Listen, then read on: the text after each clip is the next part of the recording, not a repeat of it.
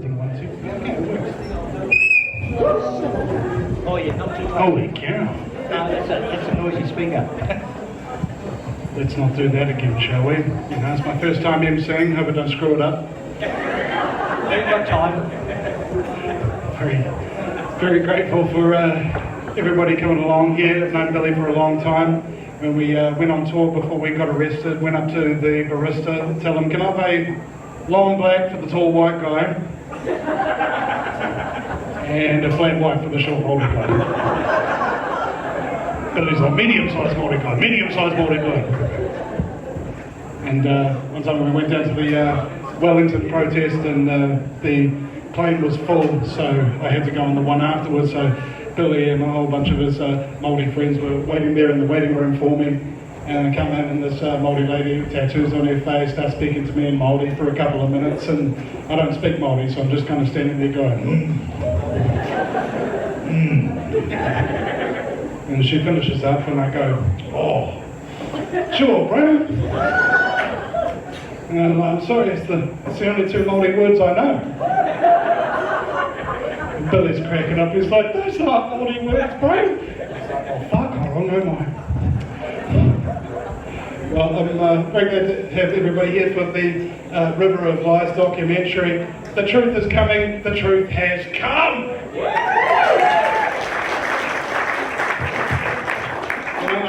I don't know why I'm breathing a sigh of relief, you know. Billy and Ted, they were just editing this for a long time. And what's brilliant about it is that it has the elements that probably most of the people in this room already know, except it's arranged in such a way that limits conjecture and forces you, and by you I mean the people of New Zealand, into a corner. Make sure that they have no escape, no excuses. These are the facts. This is the reality. We're not blowing it out of proportion. We're not going down any rabbit holes. What we're doing is just giving you the truth. Three most important things in the world: truth, love, and freedom, in that order. Because without truth you can have no love, and without love there can be no freedom. So, with that being said, I would like to invite all of you to start getting excited and start being happy, because the truth ain't coming, the truth is here.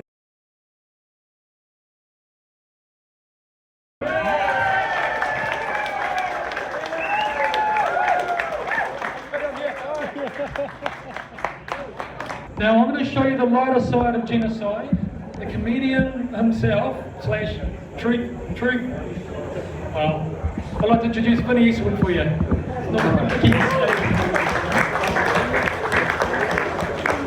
Thank you very much, everybody.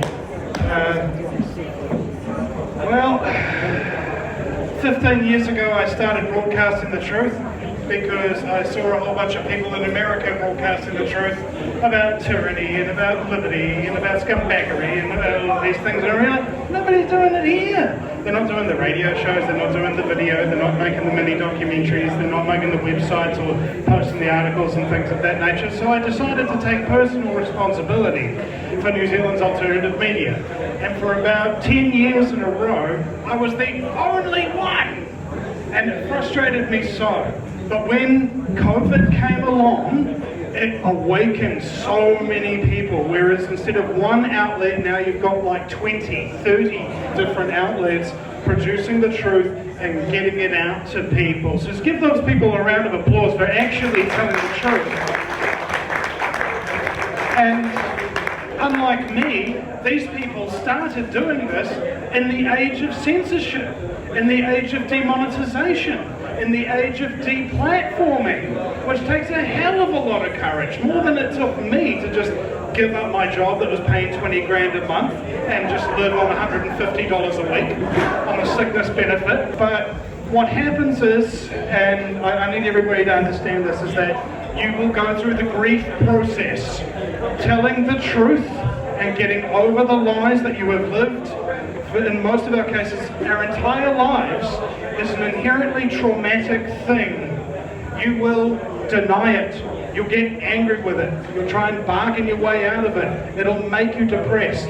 The last thing that you experience, and most people don't ever experience it, is acceptance. Yes, I've been living a lie. Yes, I wasn't telling the truth. Yes, I didn't have the courage to come out.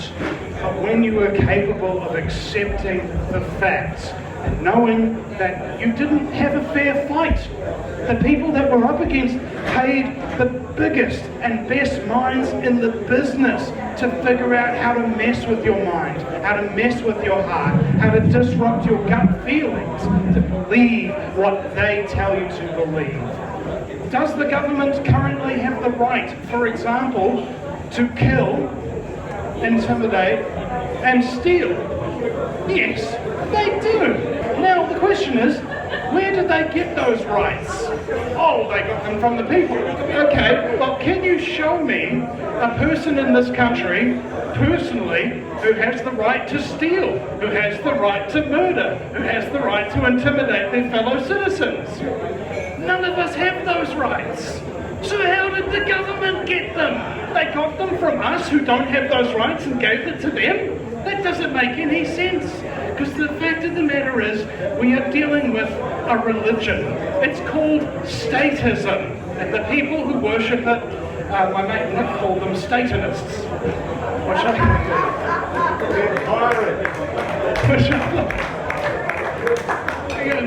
that's brilliant. And what that means is that there is no basis for the authority of government.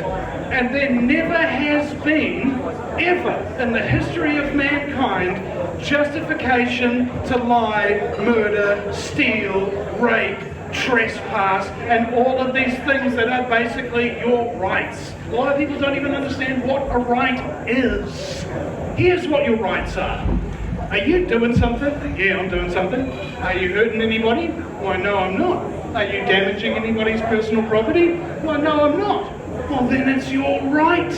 And anybody who tells you that you can't do it, tell them, no, I'm not listening to you because you are a bad person. You are a Satanist scumbag. You know, this is the appropriate level of hostility we should be having for these people, I believe. Because they're basically, as I mentioned in the documentary, suffering from a form currently of mass psychosis, okay? During the witch burnings back in the day, they would kill so many women that in some villages in Europe, they hardly even had any women left, all right? There was like 26 guys to one woman, all right? And she was real old. Now, okay, so the fact of the matter is, you can get really angry and upset, and you can get really depressed about it, and I understand that, and it's a perfectly justifiable thing. That's how our minds work. What is really important to understand is that we are currently living in a high-tech global police state run by child trafficking Satanists. So it could be worse, you know, like, you know, what is there to worry about? The whole idea is indifference, okay?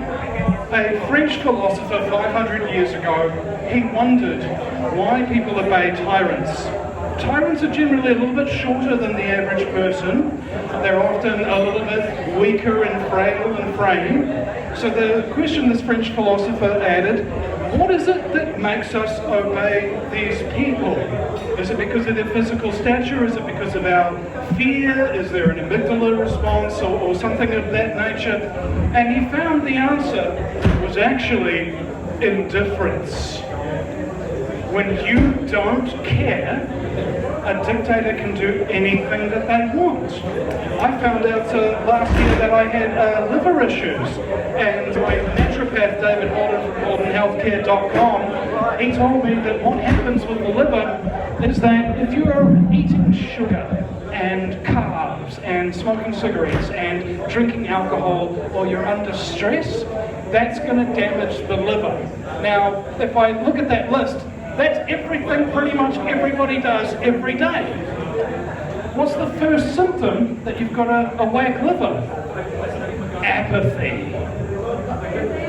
So, my conspiracy theory is that our entire diet and lifestyles have been socially engineered to specifically put in things that damage the liver so that it can keep the entire population in a consistent state of apathy.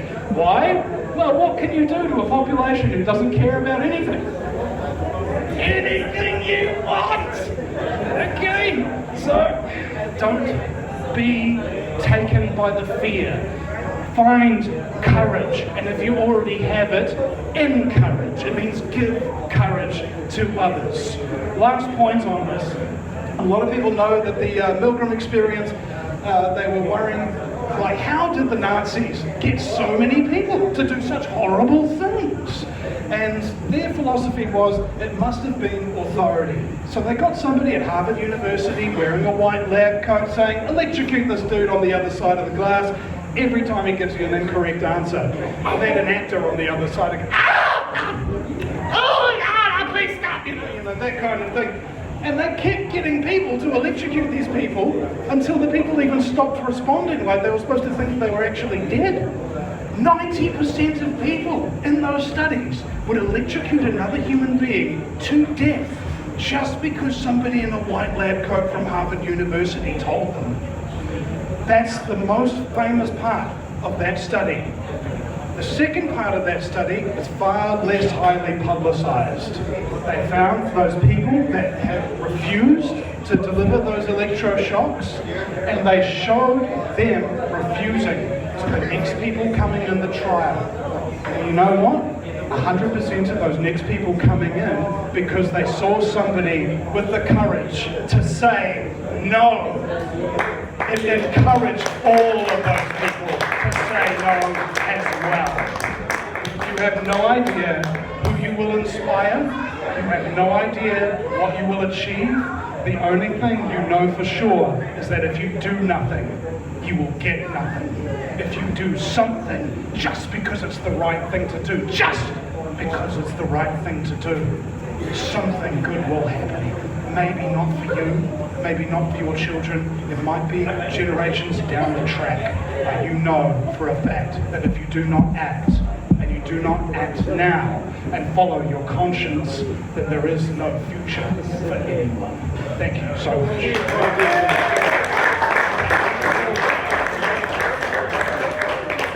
And that's ways, my friend. You know what? I tell you what. I've had Christians say to me, "What are you doing being friends with a pagan like Vinny Eastwood?" Literally, I kid you not, they've said to me, "He's not a Christian." And I said, "That's exactly why he's my man. That's exactly why he's my friend." Thank you very much.